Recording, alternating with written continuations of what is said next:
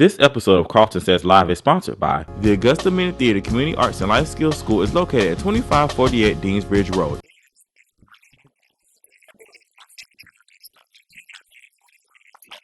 The Shop, located at 2756 Milledgeville Road. Just One More Little Minute, written by Karlton G. Morris.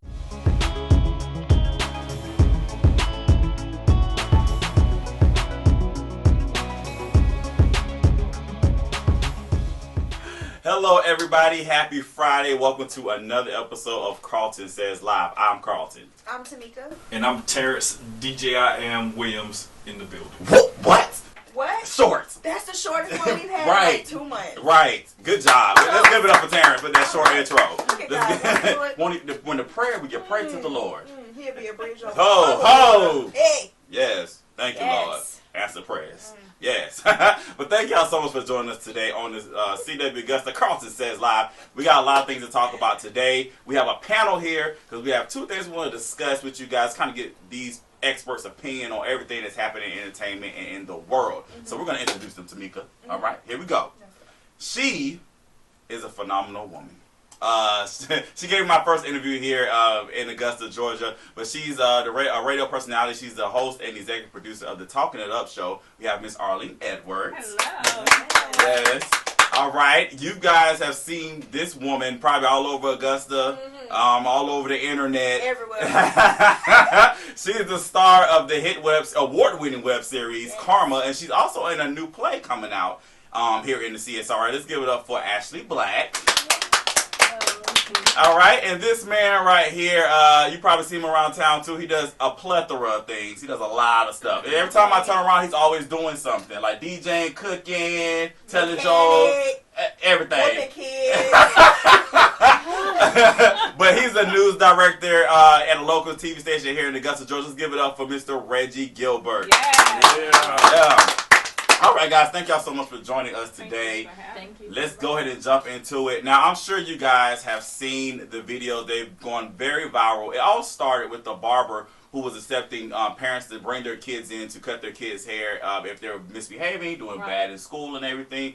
But just like parents are starting to take things into their own hands. So now you've seen the videos probably on Facebook, Vine, Twitter, Instagram, all that stuff, where parents are sitting the kids down, especially teenage boys, sitting them down and cutting their hair to look like a clown or an old man, or in this case, like this. Oh. I didn't get a haircut, so. But that's how they look. You know what I'm saying? I'm not ashamed. I'm not ashamed. I'm not ashamed. It's I not need a haircut. ashamed. I need a haircut. I need a warning. Did you see? It's so stupid. I like to surprise people. But no, seriously, Totally. that's what they're doing. The parents are cutting the kids' hair to look like, you know, the George Jefferson look and the clown and all that stuff. So my question is, are parents taking it too far, or is this the new form of discipline? This is where are we here in this day and age of 2015? This is what we have to do to get our boys in check. So let's go to our panel here. What do you guys think about this? Wow. To say that they're taking it too far, I don't really know the dynamics of the house. Okay. We don't know what warnings were given before they got to that point to make that decision, so I really want to say that. But I had the pleasure of watching the biography of Little Richard and also of James Brown. And, you know, you see the celebrity on stage, but you don't know the backstory. And when the Little Richard story opens, it opens with he in the house with his sisters. He's entertaining them. He has his mother's dress on, putting on makeup. Did you see that? Yeah. And then when the sisters are saying, do more, put more on, put more. So they're just being kids. But when the dad walked in the house, it was like, we've had this conversation with you before, and Richard was running, flipping over beds, and his mother rescued him. So you see the dynamic in the house. The father says that this is not acceptable. The mother is understanding that he is different.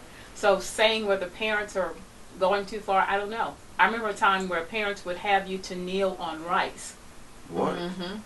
Yes. Yes. You remember that? No. Well, I'm from New Orleans, so and see the demographics. Y'all got a lot of rice. A lot of rice. For real, my stepdad's from New Orleans. The Creole thing is real. The Creole is real. So at different forms of punishment. If you look at old movies, kids sitting in the corner with dunce hats on, so you really have to know the dynamics, and if something has been said to that kid before, to get to the parents at this point. Okay. So I'm kind of on the fence with it. Okay, Ashley. I just feel like it's enough in the media putting down our young black men. I look up to my mother and my father, and I don't think they've ever humiliated me, degraded me, demeaned me, or made me feel worthless. And when I watch these videos, that's what I see. It's kind of like, and it kind of makes me think of that's what the slave masters used to do to the slaves. Sure. And once you capture somebody's mind, I guess, their way of thinking, if you make them think they're worthless, they are worthless. And instead of, okay, let's, like, I'll say one in particular that I saw, where she was saying he got all F's and he's going from the 7th grade to the 7th grade. Why is this now an issue at the end of the year? That's a good point. Yeah, I agree. That's a great point. That's real. That should have been tackled when you got your first F. Where were you that as a parent in the beginning of that first report card? Or, you know, do the teachers not reach out to the parents? I'm pretty sure they do. And as a parent helping with the homework. Are you helping with the homework? Are you there to, if they don't understand it, to be there? If they're skipping class, are you not there? I did a mentor program at Glen Hills High School, and this one individual, he was making F's. I asked the teachers what the issue was. It was he didn't come to class. So I told him as his mentor, okay, cool. I'm going to show up random times of the day. If you're not in class, we're going to have an issue. With that, his last report card, he got his first A he ever got in high school. Good deal. And he was a junior. That's good. If you act like you care, Mm. they're gonna change. Like, but if you're worthless, you're nothing. You know, I'm gonna embarrass you. Your friends aren't gonna think you're cool, and I'm gonna put this on Facebook so millions of people can see. Mm-hmm. You're ashamed. Yeah. I don't think that's gonna motivate improve him to his do better. grades. Yeah. Now, Rich, you have a son. You know, so like, what do you feel about this? Well, me, like I tell everybody, I think differently from everybody else. Mm. I found the humor in it. I found it to be funny. Mm-hmm. I liked it. Mm. Simply because the government says, or whoever says, can't spank your child no more. That's abuse. Mm-hmm. They give them a number to call if you get spanked. If they feel they're getting beat, they call a number. You go to jail, you lose your keys. Mm-hmm. Lose your job, lose your house. Mm-hmm. Your car, your clothes, all that. Now, embarrass them one time, they'll think about it. You know what? My mama shaved my head and made me look like so-and-so, such and such. Mm-hmm. I'm going to holler at y'all later on. Yeah. I see both sides to it because it's kind of like back in the day we was in elementary school when you would act up and your mom would be like, okay, I'm coming to the school to whoop you. Yes, And sir. then whoop you in front of your parents. Yeah. And then after that, it's just like you won't. I do that threat all the time. You won't do it anymore. So I see both sides. It's like you kind of, again, I agree with Miss Arlen. You don't know the dynamics in the home. You don't know what happened before that. Mm-hmm. But at the same time, let's just say it was a recurring issue where he's continually making bad grades. He's not caring. I guess in the video Ashley was referring to, I guess he was smoking weed, getting high all the time and everything. Mm-hmm. If it's a problem, then sometimes you have to take those drastic measures. But I don't believe in breaking a child's spirit. That's exactly right. Because if you break the child's spirit, I mean, they're going to rebel and get worse because they're not going to care anymore. Or they're gonna shut down. Yeah, they're exactly going to shut down, get in a depressed situation. So I just think it's a balance.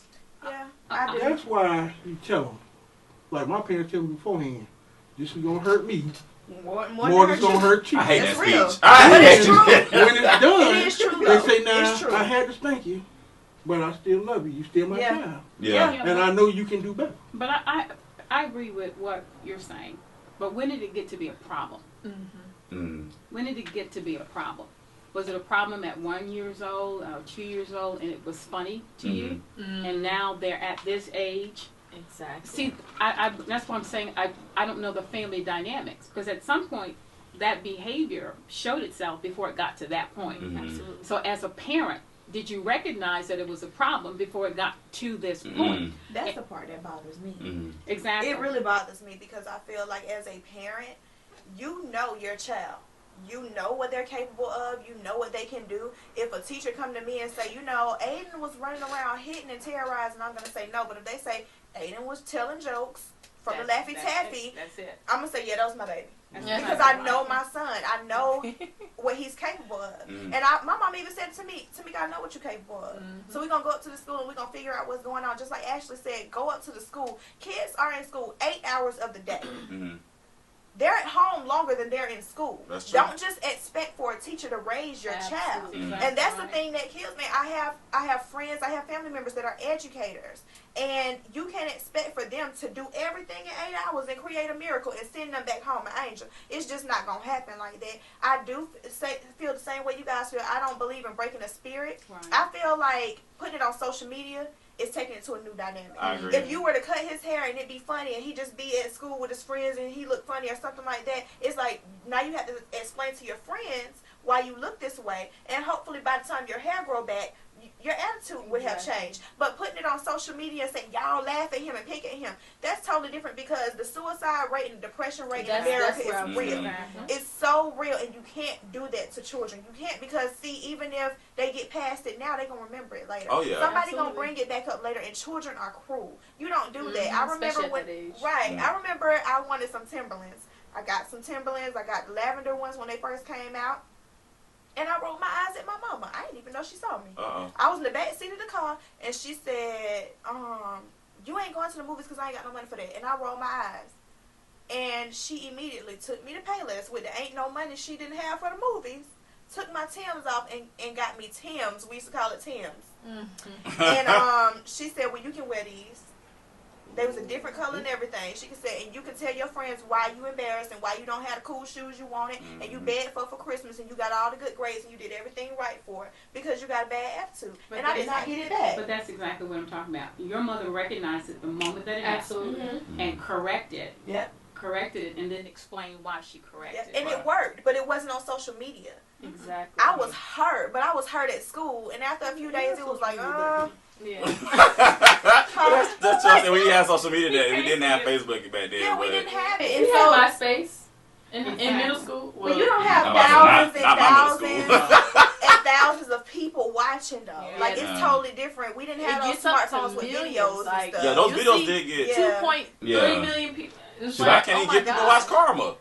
Jeez. I That's pure I entertainment. I watch it. That's my Right. joy now. But I watch I think when it comes down to it, it depends on how you raise your child in your situation, because a lot of parents, they get to a point where, hey, like y'all saying, wait till my child start totally just acting up. You know from day one when your child start acting up. Because me with my children, we knew this from day one, what happens with them from time to time. If we have to check in, and from time to time, we have to go and say, hey, what's homework? Well, we ain't got homework. I don't believe that. You got homework. Something you done did, or, you know, even with a teacher. Say, for instance, the teacher called me and say, hey, my son done did such and such. We in society, we still get back to that thing where we don't want to raise nobody else's children. We don't want nobody else to raise our children. But I tell mine, if you have to kill him, kill him. Just that simple, because if that teacher said, if a grown person come to me and say, hey, you did something, guess what? I'm gonna believe them first before I believe you, because the child gonna try to get out of whatever he's done in any kind of way that he can, and just sit there and say, hey, I didn't do it, or she lied on me, or he lied on me. But you have to make that known though, because on the first day of school, when everybody taking the pictures and oh look at him, went the book bag and the new clothes. No, I walk up and I say, Aiden, this is Mrs. Whoever Johnson, Miss Johnson, this is Aiden Jones. Okay, if something goes wrong, you call my cell phone, you dial me up, you text me, and you let him know that I'm coming up to the school. Let me tell and you- I tell it in front of him so he know. Let me tell you, when I was at elementary school, I don't know if y'all believe this or not, but I was a little rambunctious a little bit. Yeah, Oh my I God. believe it. No, it wasn't that I was I don't bored. believe it. That was the problem. I was really smart, and I would finish my work very That's gifted. early. That's gifted. And I would just talk. And I would just talk. I would try to help people with their work, and they'd be like, and then the teacher just had to call. Let me tell you, my mama would be at college elementary school almost every day when I was in second, third, and fourth grade. No. Yes, listen. yes, but it just took that one time, and that was it. And also too, well, I went through levels with church. I was a deacon's kid at first, then I became a preacher's kid, and then now I'm a pastor's kid or whatever. But when I tell you, when I was at church and I wasn't acting right, when I tell you my daddy would tear me up in front of everybody, I knew it was done. It was a done And he deal. couldn't sit on that front row. Oh, please. So that's how it was at Morgan Road Middle School. They knew who Pamela Black was. They knew exactly who my mother was. She used to come to class and sit right behind me the whole day, eat lunch with me and everything. Wow. Teachers ask my kid because they know. They got Ada Jones. That's my mom's number by heart. Because they know that you're engaged and you're plugged in. Yes. This is something that happened to me. I have 2 children, a boy and a girl. But when the baby came, the baby, for some reason, they're built in with something, know that they're a baby. So I'm holding this 4-month-old, and she's standing on my lap. She took her time and wiggled her hand out. I'm holding now one hand, so I didn't realize that she did it. She hit my face so hard, my head turned around. 4 months old. So that behavior had to be corrected. That's not okay. Yeah. All right, guys, that's our timer. We just talk a lot, but it's good. It's good conversation. Definitely great conversation. We're gonna be back because, like I said, we got some more stuff we need to talk about. Yeah. Of course, I need to talk to Miss Arlene Edwards. I want to have a little one-on-one with Miss Arlene Edwards again. She gave me my first interview, so it will only be befitting that she be here on Karlton Says Live. Yes. So yes, all right, guys. Thank y'all so much for being here. We're gonna go to a quick commercial break, and we'll be right back after this.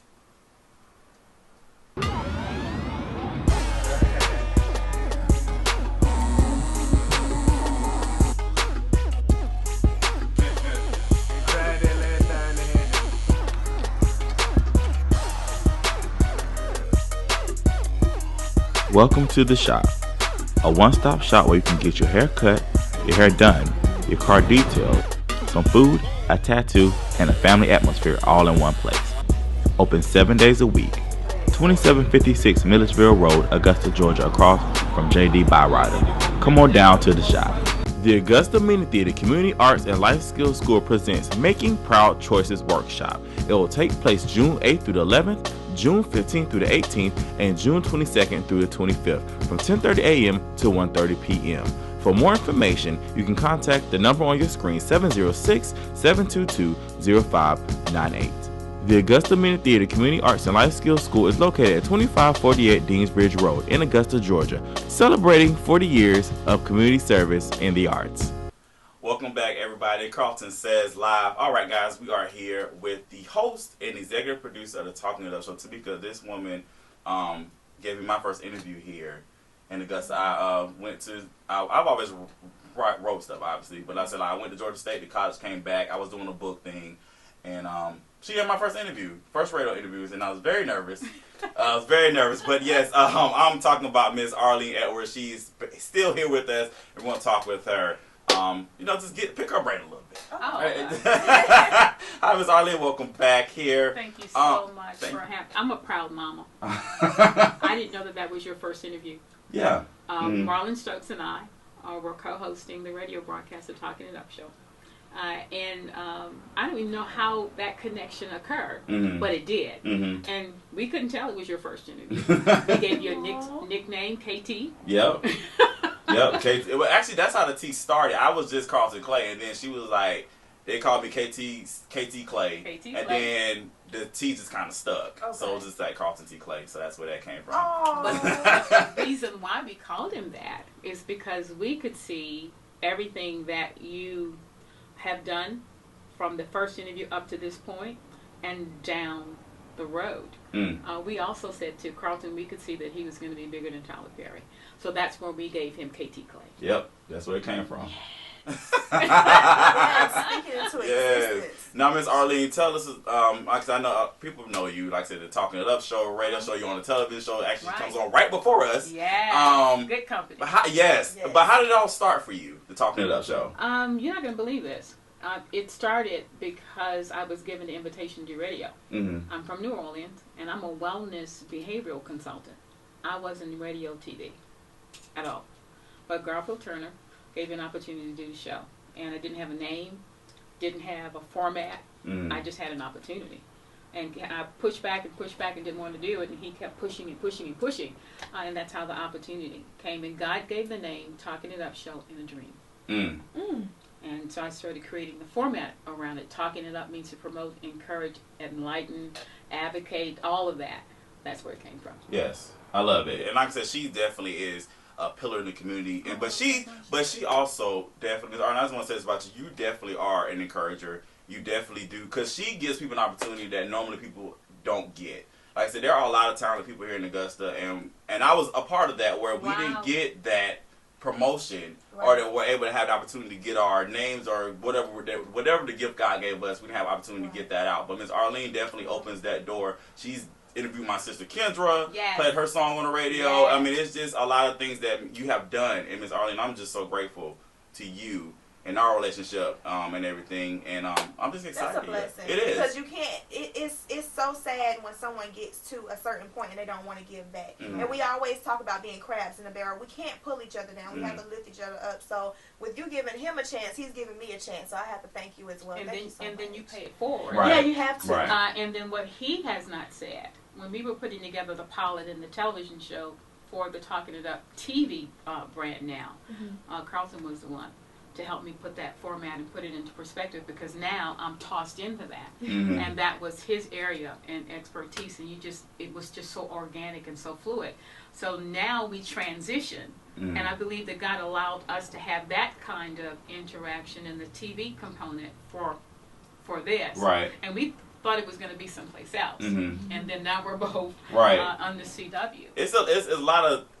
We just probably need to write a book or something together. But it's a lot of things that have transpired. We don't have a lot of time to talk about it, but it was a big thing that happened. But God is good, and when you're anchored in the Lord, and you're anchored in your friendship, and anchored in what you truly believe in, somebody's spirit, then you don't get caught up in all the riffraff that tries to separate and break you up. So I think that's amazing. I was excited to see your show on TV. I was like, oh, she did it. She finally did it. So I was at my former place of employment. And I was looking up, and I looked. I said, "Oh, she's on TV now." So yeah, I was there. And I with you that day. Yeah. So I'm excited. So you guys check out the Talking It Up show on the CW Augusta right before us at 1:00 on Fridays. Yeah. And also your radio broadcast Monday through Friday, 9 a.m. to 10 a.m. WAAW Shout 947, and that's been a whirlwind in a good way, because I'm continuing to stretch and stretch and stretch and stretch. And there is a formula that Oprah Winfrey had put in place. Remember Dr. Oz and Susie Orman? She gave each of them an opportunity, and their platforms grew from there. The commission that I've been given is that the Talking It Up show is a personality franchise. Yeah. I've been given an opportunity, so I'm giving it to you. Thank you. And you gave it to her. And you got to pay it for it. Yes, I love it. We'll keep it going. Yes, exactly. Ms. Arlen, thank you so much for joining us. All right, guys, we got to pay some bills. And we'll be right back after this commercial break. The Augusta Amenity Community Arts and Life Skills School presents Making Proud Choices Workshop. It will take place June 8th through the 11th, June 15th through the 18th, and June 22nd through the 25th from 10:30 a.m. to 1:30 p.m. For more information, you can contact the number on your screen, 706-722-0598. The Augusta Mini Theater Community Arts and Life Skills School is located at 2548 Deansbridge Road in Augusta, Georgia, celebrating 40 years of community service in the arts.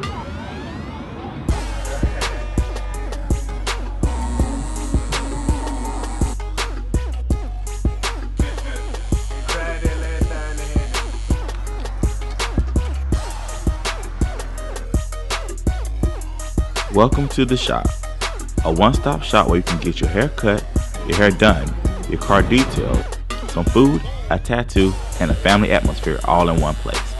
Open 7 days a week. 2756 Milledgeville Road, Augusta, Georgia, across from J.D. Byrider. Come on down to the shop. Welcome back to Karlton Says Live. All right, now the media has been abuzz because Miss Kenya Moore of Real Housewives of Atlanta made a she made a statement. And here's what the statement says. It says, this is according to Gossip, for black women, we just have to be open because there's not a lot of eligible bachelors that are black for us to choose from anymore. If you take away the ones that are gay in jail, this is a real issue. Statistics show why we don't have the choices. You take the ones that are gay in jail, don't have a job, the ones that are already married, and the ones that are dating and married outside our race, what do you have left? You don't have much to choose from. The nicest thing is that you have options. All right, guys, what say you about this obviously ignorant statement? Because I'm a little offended. I must say I'm a little offended. As a black man, I'm offended. She's delusional. To be raising a black man, I'm offended, but I'm going to let y'all talk. She's delusional. She crazy. That's all it is. Ain't no It delusional. is. Ain't no sick. Ain't no ignorant. She crazy. When a woman that pretty and ain't got no man, it ain't everybody problem. She cute, but she ain't that cute. I'm about to say that. I'm about to agree with She that. I has don't. a nice body and some pretty hair. She okay. Her eyes But she pretty. just ain't. She just have The pretty color eyes. of her eyes. I just think. Yeah, Give her that's any real cornerstone. You can give me any cornerstone. Here's the thing. if to know the back history of Kenya Moore, whatever, obviously, you know, she was dating this guy and she found out that he was married because she got hooked up on that show that's on Bravo, the Matchmaker show, or whatever. And then she was dating him or whatever. And then, like I said, she found out he was married to a white woman. So that's why this whole outrage has come out now because of that whole situation. So I just think she's just bitter. I think, I think she's crazy. I think she has too many demands. I think her behavior on television is a direct reflection of why she can't get no man. Who wants to be with that? She like chilly. You got too much going on, and then you want to blame everybody else but yourself. Yeah, I'm sorry. yeah. I just think for her just to say that, because she, in essence, she's basically saying there's not a lot of black men, eligible black men around, and I just totally disagree with that. But the thing that gets me is there was a study done, and there's 1.4 million educated men, black men that are in college versus the 840,000 that are in jail. Yeah. So the statistics So, aren't even the same anymore. I don't know where you're trolling around, but I just think, honestly, the numbers never lie. I just think these men that are part of these numbers that you're saying, I just think they don't want nothing to do with her. I just think, I just think that's what it is. I just think that the focus can't be if a man can make you happy. The focus needs to be, and with everybody, you need to be happy with yourself first. And I just really feel like she has not gotten to the point where she's happy with herself. She needs a man so she can get married, so she can have babies, so she can have a family, so she won't be envious of everybody else. You have to be happy with what you got before you expect for God to bless you with something else. Stop talking about what you don't have and look at what you do, because there's people out here who married, who got kids, who in a relationship, and you don't want to be in there. You never know what people are dealing with. Deal with yourself first. I agree. I absolutely agree. Now, I think what it is, she see that her little 15 minutes of fame is going out. Oh, that's a good point. So now, it happened before. That's why she had won that Miss USA, Miss America thing. Oh, please, let's get After it that right. was over with, after that was Miss over Universe. with, she faded out. Next thing you know, you see on a TV show, can't act. At all.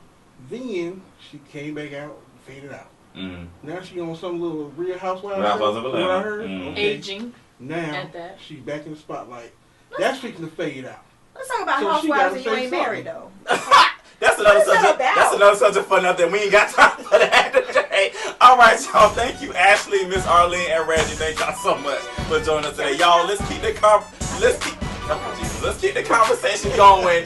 Karlton says, hit us up on Facebook. We love to hear from you. That's it. That's our show today. Tamika wants to keep talking what we can. I'm on Augusta housewife. Tried it. We'll see y'all later. Karlton says, I'll see y'all next Friday. Wait, you cannot be married to be a housewife? What is it? This episode of Karlton Says Live is sponsored by the Augusta Men Theater Community Arts and Life Skills School is located at 2548 Deansbridge Road.